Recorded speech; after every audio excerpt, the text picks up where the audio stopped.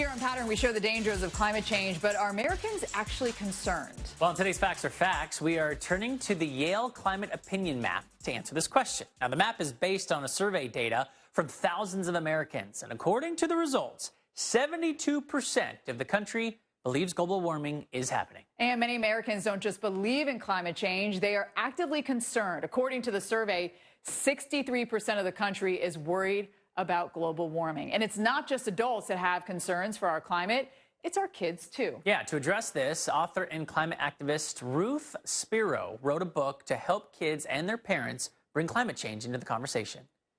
So first of all, there's a lot of climate anxiety in kids right now. They're hearing things at school and on the news, and they're seeing things in their own communities like floods and fires, and it's very concerning to them.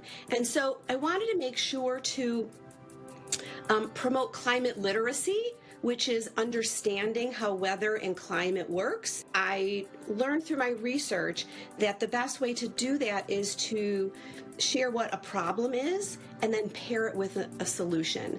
You know, my whole feeling going into this was, I don't need to prove to anybody. The proof is out there, right? So this book was written with the understanding that yes, this is a real thing. It's happening. There's no denying it. And here are some ways that you can actually see what the effects are of climate change. I really hope that children will read this book and then they will come to a greater understanding of what the issue is, but also, again, pairing that problem with hope and that there are things that they can do, like, recycling, which is very important, but also understanding that, we could recycle plastic, but only a very small portion of that plastic actually gets recycled. And so really the solution to that is to use less plastic, right? So one of the things that I recommend is for kids and their families to make a list of what is so great about the planet Earth. What do we love about it? We can love dolphins and penguins and birthday cake and cherry blossoms and all the amazing things that we want to protect and we want to save. And then to create an action plan with your family of things that you can do.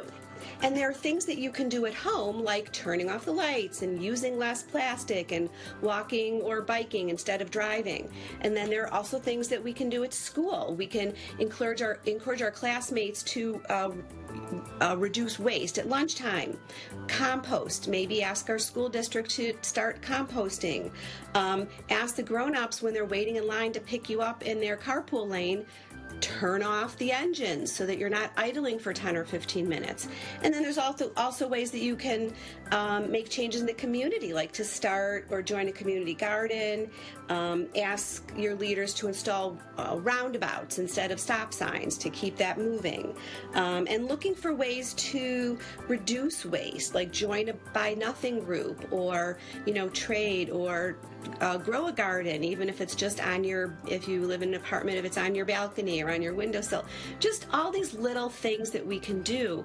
And I like to say that, one person can't do everything, but everyone can do something.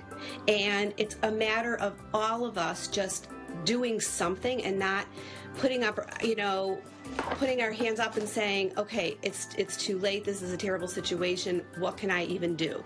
Well, if everybody takes some responsibility to do some of these things, then we can definitely make a difference together. I want kids to feel hopeful. I want kids to feel hopeful that, yes, we have a big problem here, but there are grown-ups here that are working very hard to try to solve this problem and alleviate the symptoms that we're seeing of climate change. And it's not all the kids' responsibility, but kids can certainly take an active role in protecting the planet and being stewards of the planet.